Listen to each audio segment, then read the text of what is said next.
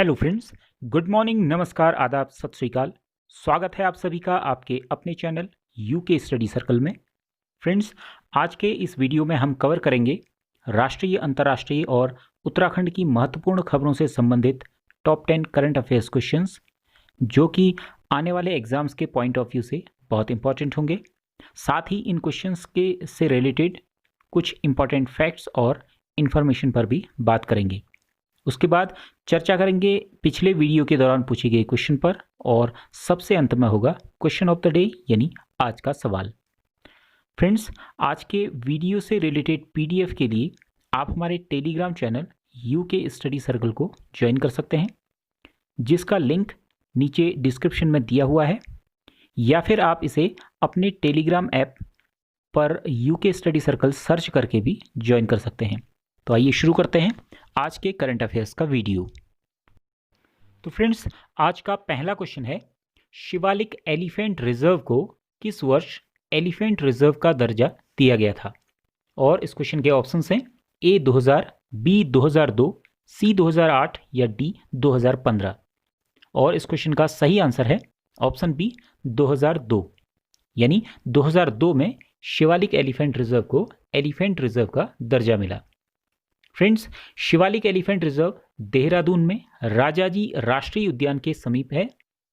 वर्ष 2002 में project elephant के तहत इसे देश का 11वां एलिफेंट रिजर्व घोषित किया गया था।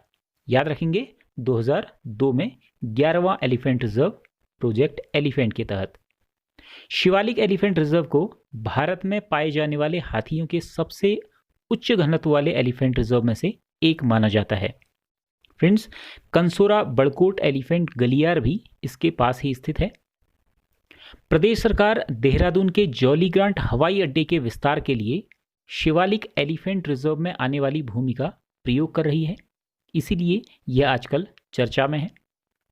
और पर्यावरण, वन और जलवायु परिवर्तन मंत्रालय ने उत्तराखंड सरकार से शिवालिक एलिफेंट रिजर्व के संवेदनशील क्षेत्रों का प्रयोग न करने को कहा है। बढ़ते हैं आज के दूसरे क्वेश्चन की तरफ। चंडी देवी मंदिर किस पर्वत शिखर पर स्थित है? इसके ऑप्शंस हैं ए नर शिखर, बी बिल्व शिखर, सी नील शिखर या डी इनमें से कोई नहीं। तो चंडीगढ़ देवी मंदिर स्थित है नील शिखर पर, यानी ऑप्शन सी इस क्वेश्चन का सही आंसर होगा। हरिद्वार के पूर्वी छोर पर शिवालिक के नील शिखर पर चंडी देवी मंदिर स्थित है। मंदिर की जो मुख्य मूर्ति है उसे 8वीं सदी में आदि शंकराचार्य ने स्थापित किया था। मंदिर का निर्माण 1929 में कश्मीर के राजा सूचत सिंह द्वारा करवाया गया था। फ्रेंड्स, हर की पौड़ी हरिद्वार से चंडी देवी मंदिर तक रोपवे निर्माण के लिए प्रदेश सरकार द्वारा मंजूरी दी गई है। और इसके साथ ही त्रिवेणी घाट ऋषिकेश से नीलकंठ महादेव तक भी रोपवे का कार्य चल रहा है। यहाँ याद करते हुए चलें कि उत्तराखंड के शहरी विकास मंत्री वर्तमान में हैं मदन कौशिक। आज का अगला प्रश्न है, केदारनाथ धाम समुद्र तल से कितनी ऊंचाई पर स्थित है? इसके ऑप्शंस हैं ए 3680 मीटर, बी 3540 मीटर, सी 3031 मीटर या डी 3584 मीटर। और इस क्वेश्चन का सही आंसर है ऑप्शन डी 3584 मीटर की ऊंचाई पर। फ्रेंड्स, केदारनाथ में राजस्व भूमि के मानचित्र को जियो रेफरेंसिंग के जरिए डिजिटलाइज्ड कर दिया गया है। जियो रेफरेंसिंग के जरिए कंप्यूटर सॉफ्टवेयर न केवल जमीनी निर्देशांक दिखा सकता है, बल्कि इसमें अक्षांश और देशांतर का भी पता लगाया जा सकता है। केदारनाथ मंदिर मंदाकिनी नदी के शीर्ष पर स्थित है। यह मंदिर खर्चाखंड, भरतखंड और केदारनाथ शिखरों के मध्य स्थित है और इसके बाएं भाग में पुरंदर पर्वत स्थित है। फ्रेंड्स, यह मंदिर कत्यूरी निर्माण शैली में बना हुआ है। नेक्स्ट क्वेश्चन है, राज्य सरकार द्वारा कितनी नई नगर पंचायतें बनाने की घोषणा हाल ही में की गई है? इसके ऑप्शंस हैं ए 5, बी 6, सी 9 या डी 11। तो राज्य सरकार द्वारा 9 नई नगर पंचायतें बनाने की हाल ही में घोषणा की गई है। तो इस क्वेश्चन का सही आंसर होगा ऑप्शन सी, यानी 9। वर्तमान में उत्तराखंड में 8 नगर निगम, 41 नगर पालिका परिषद और 43 नगर पंचायत हैं। बागेश्वर, उधमसिंह नगर, पौड़ी और हरिद्वार जिलों में 9 नई नगर पंचायतें गठित करने की घोषणा की गई है। इसके साथ ही नगर पालिका परिषद श्रीनगर को उच्चीकृत कर नगर निगम और भगवानपुर नगर पंचायत को नगर पालिका परिषद बनाने की भी तैयारी चल रही है। फ्रेंड्स, नए निकायों के अस्तित्व में आने पर राज्य में इनकी कुल संख्या बढ़कर 101 हो जाएगी। राज्य की सबसे पहली नगर पालिका परिषद बात करते चलें तो मसूरी नगर पालिका परिषद है। अगला सवाल है, स्टैनफोर्ड यूनिवर्सिटी द्वारा जारी विज्ञानियों की सूची में फॉरेस्ट्री विषय में भारत में पहली रैंकिंग किसे दी गई है? इसके ऑप्शंस हैं ए डॉक्टर आलोक, बी डॉक्टर के पांडे, सी डॉक्टर रवि किशन या डी डॉक्टर रमेश भार्गव। और इस क्वेश्चन का सही आंसर है ऑप्शन बी डॉक्टर के पांडे। अमेरिका की विश्वविख्यात स्टैनफोर्ड यूनिवर्सिटी ने विज्ञानियों की सूची जारी की है। इसमें लमाई गांव चंपावत के मूल निवासी डॉक्टर के पांडे को भारत में दूसरी रैंक मिली है, ओवरऑल रैंकिंग दूसरी मिली है। और फॉरेस्ट्री वर्ग में भारत में पहली और विश्व में 90वीं रैंकिंग इन्हें दी गई है। फ्रेंड्स, डॉक्टर पांडे प्रख्यात विज्ञानी डॉक्टर डी पंत के शिष्य रहे हैं और वर्तमान में भारतीय वानिकी अनुसंधान एवं शिक्षा परिषद में वरिष्ठ विज्ञानी के रूप में कार्यरत हैं। वे 2015 में संयुक्त राष्ट्र के एनवायरमेंटल इफेक्ट्स असेसमेंट पैनल के सदस्य भी रहे हैं। नेक्स्ट क्वेश्चन है, पक्के टाइगर रिजर्व किस राज्य में है? इसके ऑप्शंस हैं ए असम, बी मणिपुर, सी ओडिशा या डी अरुणाचल प्रदेश। और इस क्वेश्चन का सही आंसर है ऑप्शन डी अरुणाचल प्रदेश। अरुणाचल प्रदेश में पक्के टाइगर रिजर्व ग्रीन सोल्जर्स को कोविड-19 के खिलाफ बीमा कवर प्रदान करने वाला पूर्वोत्तर भारत का पहला टाइगर रिजर्व बन गया है। फ्रेंड्स, ग्रीन सोल्जर्स कहते हैं भारत के फ्रंट लाइन वन कर्मचारियों को, क्योंकि ये अपर्याप्त स्वास्थ्य कवरेज के साथ सबसे चुनौतीपूर्ण परिस्थितियों में कार्य करते हैं। पक्के टाइगर रिजर्व, जिसे पखुई टाइगर रिजर्व भी कहा जाता है, यह अरुणाचल प्रदेश के पूर्वी कामेंग जिले में स्थित है। फ्रेंड्स, यह टाइगर रिजर्व नामदफा रिजर्व के पश्चिमी भाग में है और उत्तर पश्चिम में कामेंग नदी और पूर्व में पक्की नदी से घिरा हुआ है। नेक्स्ट क्वेश्चन है, हॉकी इंडिया का नया अध्यक्ष किन्हें चुना गया है? इसके ऑप्शंस हैं ए ज्ञानेंद्रो निगोम्बम, बी पुलजीत मंगलम, सी मुश्ताक अहमद या डी इनमें से कोई नहीं। फ्रेंड्स, हॉकी इंडिया का अध्यक्ष चुना गया है ज्ञानेंद्रो निगोम्बम को, तो ऑप्शन ए इस क्वेश्चन का सही आंसर होगा। मणिपुर के ज्ञानेंद्रो निगोम्बम को हॉकी इंडिया का नया अध्यक्ष चुना गया है। इनका कार्यकाल 2 वर्ष का होगा।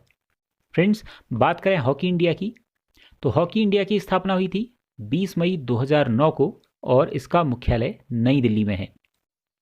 यहाँ पर मणिपुर की बात आई तो मणिपुर के बारे में कुछ महत्वपूर्ण बिंदुओं पर चर्चा करते हुए चलते हैं। मणिपुर की राजधानी है इम्फाल। मणिपुर का राज्य का गठन किया गया था 21 जनवरी 1972 को। वर्तमान में मणिपुर की राज्यपाल हैं नजमा हेपतुल्ला और मुख्यमंत्री हैं एन बीरेन सिंह।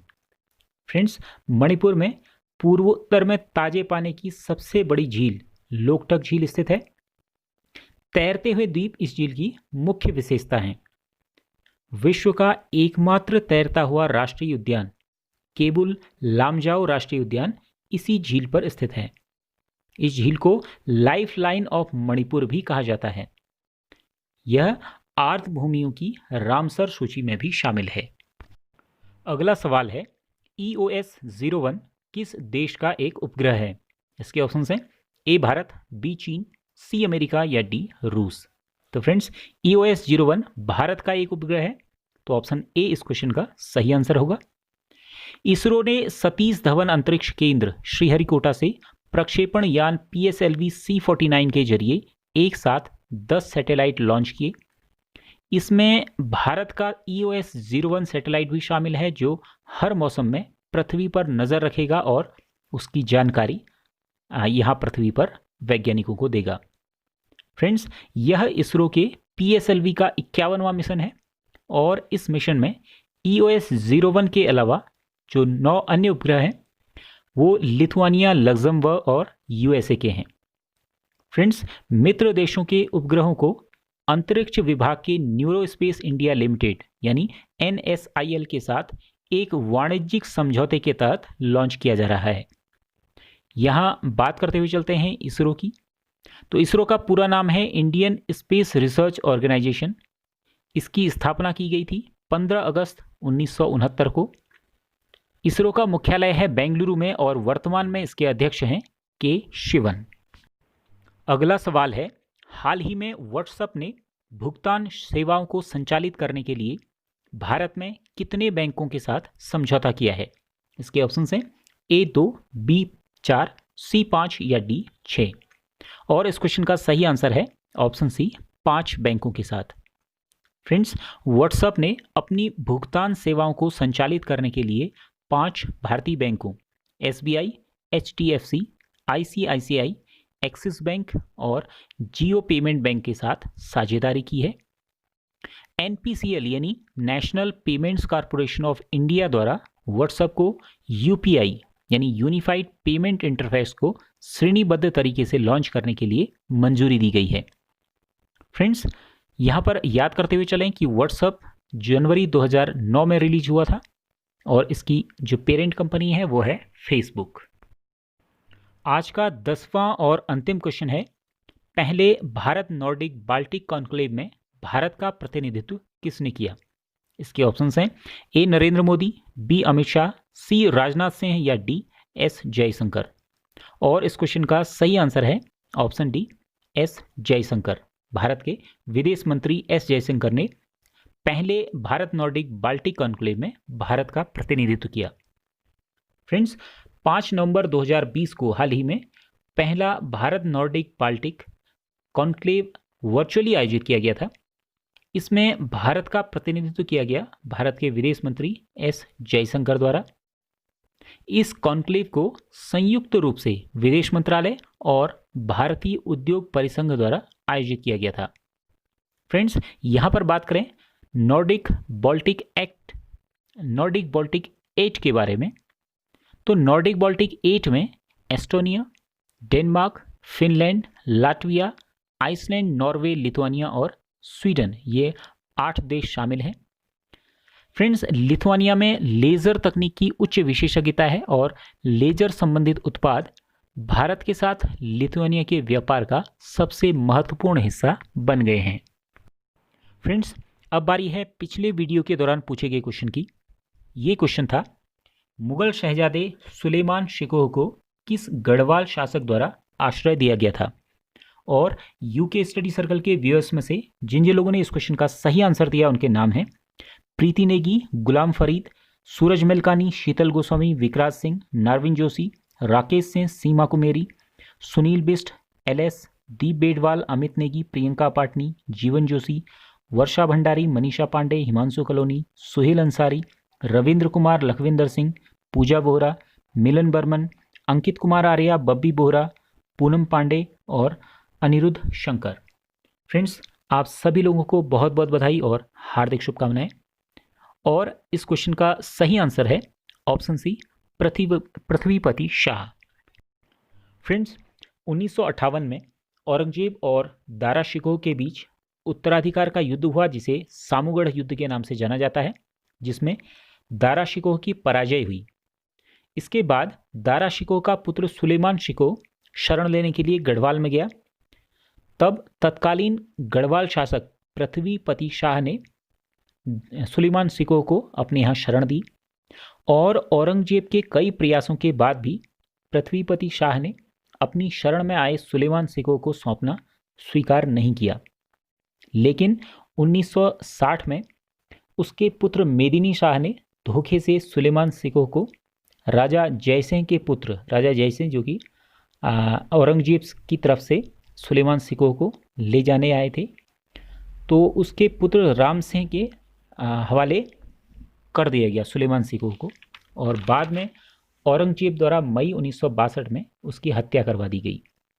इसका पश्चाताप पृथ्वीपति शाह को अपने मृत्यु पर्यंत रहा। फ्रेंड्स, अब अंत में बारी है क्वेश्चन ऑफ द डे यानी आज के क्वेश्चन की। आज का क्वेश्चन है, उत्तराखंड में सर्वाधिक ऊंचा पर्वत शिखर कौन सा है? इसके ऑप्शन हैं ए कामेट, बी नंदा देवी पश्चिमी, सी नंदा देवी पूर्वी या फिर डी K2। फ्रेंड्स, इस क्वेश्चन का आंसर आप हमें कमेंट बॉक्स में लिखकर जरूर बताइएगा। और आज का यह वीडियो आपको पसंद आया हो तो वीडियो को लाइक कीजिएगा, शेयर कीजिएगा, और यदि अब तक सब्सक्राइब ना किया हो या चैनल को पहली बार विजिट कर रहे हो तो चैनल को सब्सक्राइब जरूर कर लीजिएगा, ताकि हमारी जो इन्फॉर्मेटिव वीडियोस हैं वो आप तक पहुंचती रहें। तो फ्रेंड्स, आज की वीडियो में इतना ही। मिलते हैं अगले वीडियो में। जय हिंद।